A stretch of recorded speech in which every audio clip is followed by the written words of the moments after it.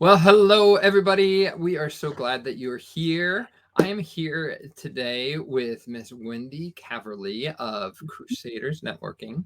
And Wendy and I met each other through a networking experience. Actually, it was not the experience itself, but I met somebody at Business Connecting Coast to Coast, the last one, recent one we had, and somebody that we both know connected the two of us. And Mhm. as we were meeting and talking, I had the opportunity to learn from her some of her thoughts and ideas about networking, which were new ideas to me that I hadn't heard. So I wanted to capture a conversation with her so that everybody can learn from her. So, Wendy, share with those that are watching just a little bit more about yourself so we can get to know you. All right. Well, my name is Wendy Caverly, and I have been a meeting facilitator for referral teams for 8 years now. But 2 years ago, the world changed. And when I was helping my network continue to survive and thrive and flourish through all of this, it became obvious pretty quickly that the skill of networking was not only being confused for selling and marketing, but it wasn't being practiced to its full potential. And that's when I realized that my strategic view of networking was not a default knowledge for great professionals. They all sincerely want to connect, they sincerely want to network, they sincerely want to find the success that comes from being known, but they don't actually know how to do that. So that's when I created Crusaders Networking and the networking landscapes for this strategic view of this sincerely misunderstood skill set that is actually so very valuable to long-term success. So you talk about this strategic view of networking. And you shared with me these kind of four different landscapes. Mhm. Go ahead and we're going to work through each of the landscapes. You've told them to me, so I'm going to kind of pop them up so people can see. But let's start with, I think you wanted to start with farming. Tell us about farming. Well, in general, when people are networking, they have one of four goals, right? And each goal has a different skill set and a different action involved in finding success or achieving that goal. And that's exactly where the landscapes come from. The farming is the most common landscape that people think of when they think of networking. They think of that repetitive, that relationship, that have the conversation, have another conversation, in an attempt to achieve the goals. But if you have this high view of what are you actually trying to do, it makes complete sense. Farming is about establishing and maintaining relationships. So you want the repetitiveness that comes from that because it's a necessary part of building trust. It's a necessary part of finding resources, and it's a necessary part of earning that trust so people refer you. So that's the goal of that landscape, and that does cover things such as repetitive referral systems or regular check-ins with your clients. All of these are opportunities to deepen, build, and explore your network through farming. So as I hear you talk, and I think of how I do leadership development, leadership training, and all that. And John Maxwell talks about the idea of that consistency compounds, and that's what this farming sounds like. Is that idea of consistently, repetitively planting seeds, tilling the soil, Mhm. watering the soil, Yep. all those elements. I love that picture. Yes. I love that picture. So, Yes. oh, is there more to this, or should I jump to the next one? No, well, I mean, there's a lot of depth to it. That's this is literally I coach this skill set, which is a lot of people think is, one quick trick, Mhm. and or one three steps two, when really when I start coaching people and they hear we talk about effective self introductions and what to listen for during conversations and how to create advocates or raving fans. Those are two different things. People suddenly go, whoa, like this is like real. I'm like, yeah, yeah. It's not the frosting, it's the cake. But yeah, but I guess I could, a quick little tip for the farming practice is one of the things that you can do or say consistently inside this landscape that will help you find that success is every time you have a conversation with someone, regardless if they're a client, a customer, a new connection, say to them, how can I help you? Mm, Because you want to be a resource. You want to be a reason why they come back to you. You want them to have a connection to you, not your company, because people change companies all the time. But you want to create a network of people who know and like and trust you. So regardless of what changes happen in your life, you can call upon them knowing that they'll answer the phone and say, what do you need? Yes, I can help. And that starts with you saying first, how can I help you? I like that. And I think a key to that, though, correct me if I'm wrong, is I've heard people, I'll spare the details of the environment, but I've heard people, oh, who can I connect you with? How can I help you? But it feels like they're doing it because that's what they were trained to do, is that you give to get kind of Right. thing. But you're saying, hey, do do ask how to help, but ask Mhm. with the right motive that you truly want to help. You want to add value to somebody. You want to serve them. Yes, I and love, it's an easy way to start conversations or to take the transaction out of the relationship or oh shoot, my brain broke down. Uh hate when that happens. I'm a resource, right? So you have an opportunity to introduce them to others.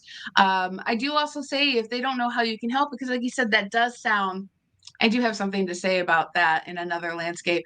You can always switch the question to what do you need right now? Because instead of asking how you can get more involved in their life by Mhm. asking what they need, you might actually be providing the solution. Okay.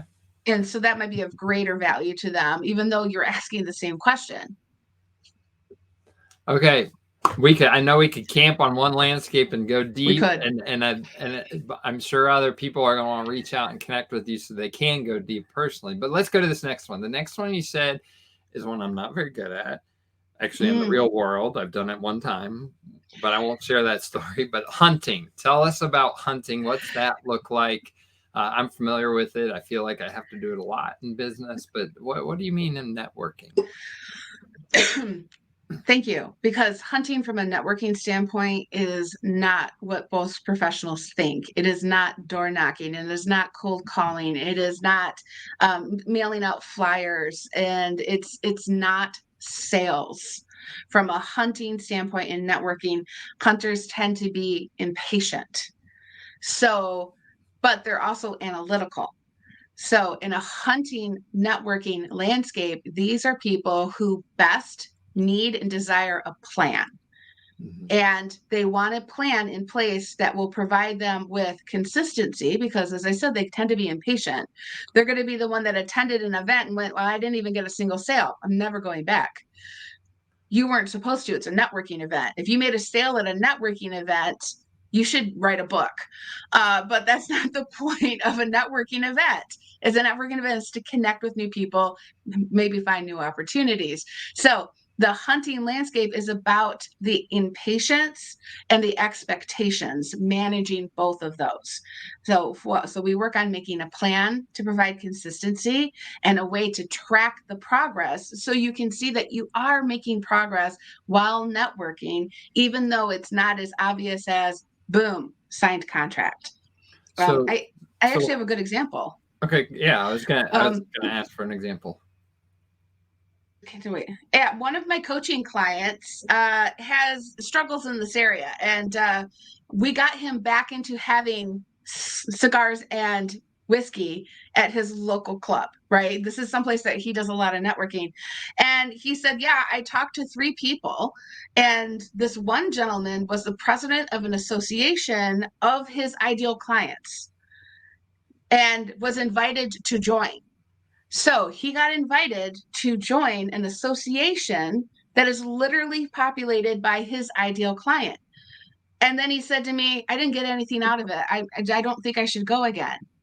I'm like, excuse me? You got a personal invitation to engage with the people you want to sell to. That's amazing. And he's like, you know what? You're right. because I didn't have a contract or a new contact information, I never thought about the fact that I made progress towards my goal. And my goal is to connect with my ideal client base. And sometimes the best way to do that is to connect with those who work with them. So it manages the impatience. It makes a plan, track your success, celebrate your successes so you can keep doing it. Okay. So this hunting thing is you got a plan and you have a way to track that plan. Now, as you talk about it, I think there are some organizations that exist that can help you with that on some level. But the key is you're tracking. Okay, have I made a touch point? I met Joe. When's the next time I'm going to talk to Joe? When's the next time I'm going to talk to Joe? And you may talk to Joe 7 times, 70 times, and then finally they want to actually do business with you, but it's having a plan. So for the impatient, I do a lot of stuff with the different personality styles. I think of the DISC styles and the D style. That's like impatient. I want it now. I want it now.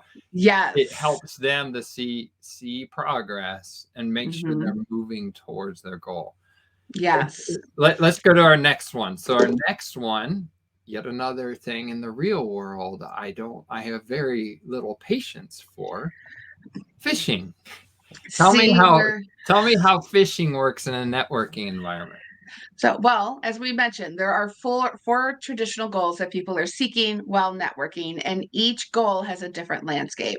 The goal of this landscape is to meet your mentors, those who will make you a better professional tomorrow than you are today, and find those collaborations, both of which with the intention of growing to the bigger rooms. How do you get into the bigger rooms? It's not your current clients, they might be future clients, but they're the people who are going to introduce you to that big fish. So a lot of times I'll tell people the way to best view this environment is you're the bait. What are you going to do to attract the attention of these people without being aggressive or irritating? My favorite joke is this is not an 80s golf movie. It's not an 80s movie. You're not going to get yourself on the golf course with the president and CEO of International Corporate and pitch your idea and he's going to go, "Kid, I love your moxie. Let's do business." That's not reality. That's not reality. That's a movie. So where do you need to be? What actions do you need to take to attract the attention? People who will either mentor you intentionally or unintentionally. Maybe you'll just find someone that inspires you and that you learn from.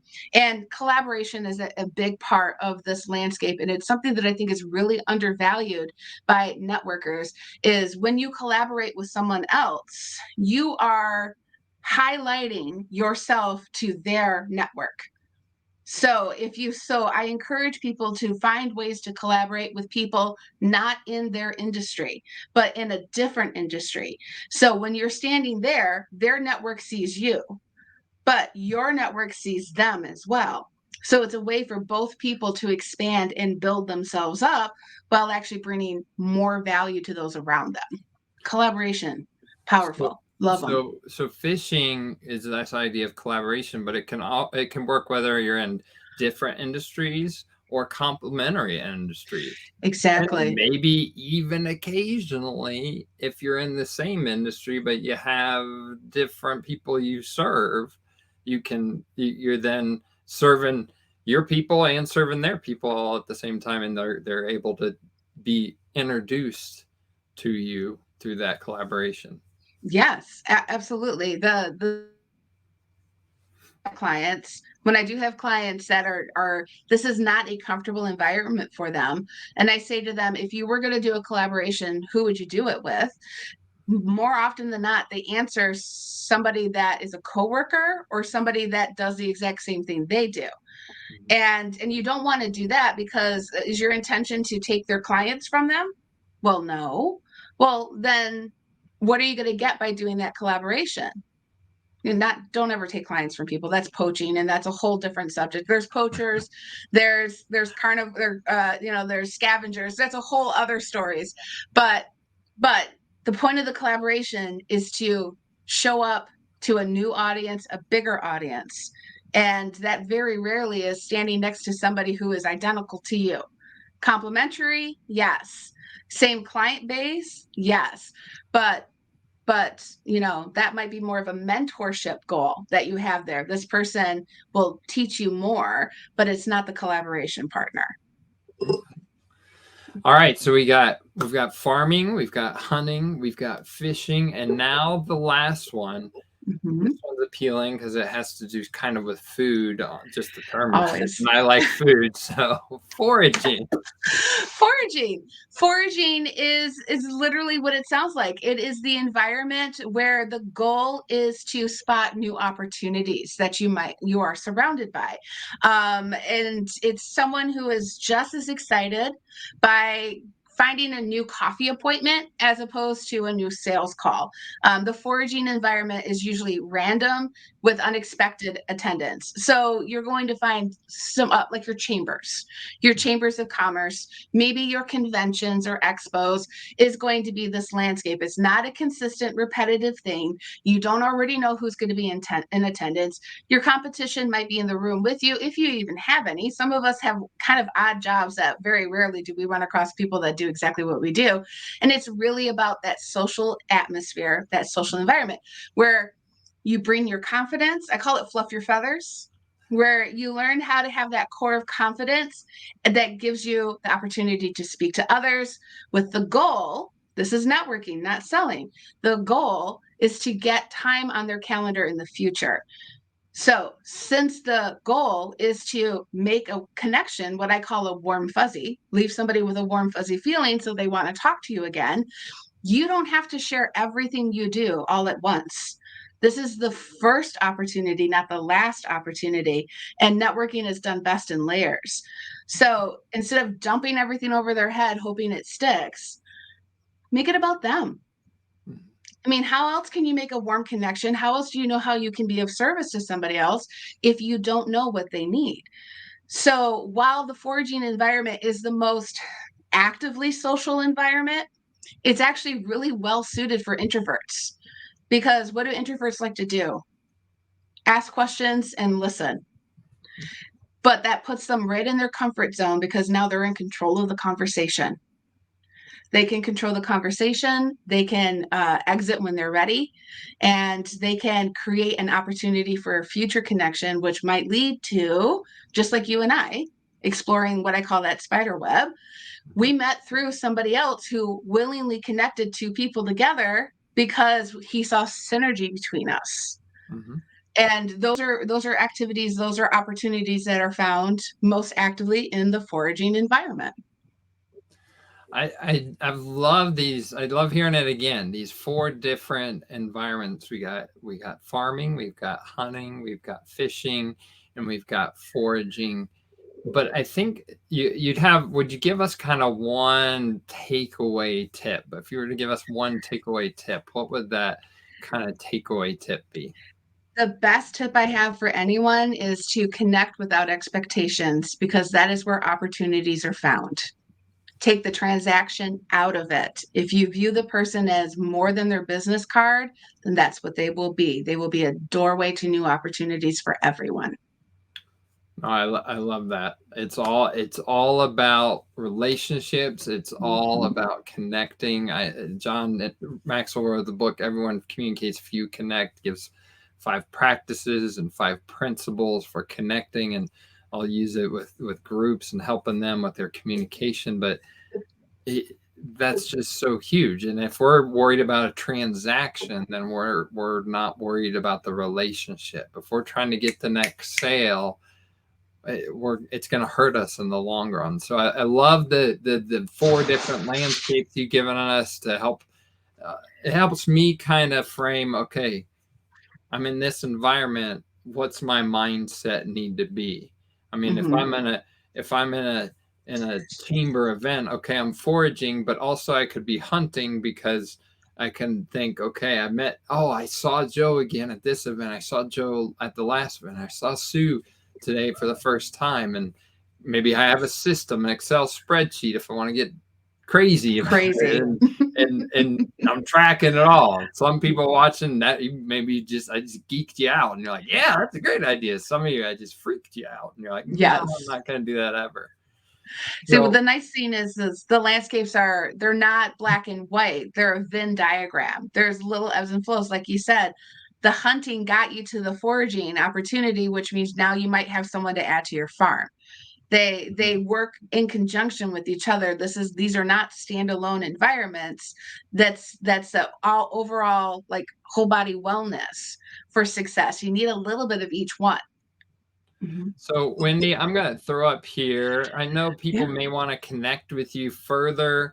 And I think you said you got other resources on this page at www.wendycaverly.com. Is that where they go to connect with you, or is there other places to connect with you? What would you?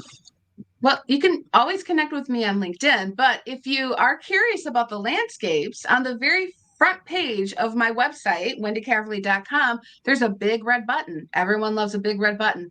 If you click on it, it will take you to an assessment where you can find out, well, what is the landscape that you're most comfortable in, and which ones are you less comfortable in? And I'll send you a free assessment with some personal ideas on things that maybe you might find more effective or more eye-opening, and that's free.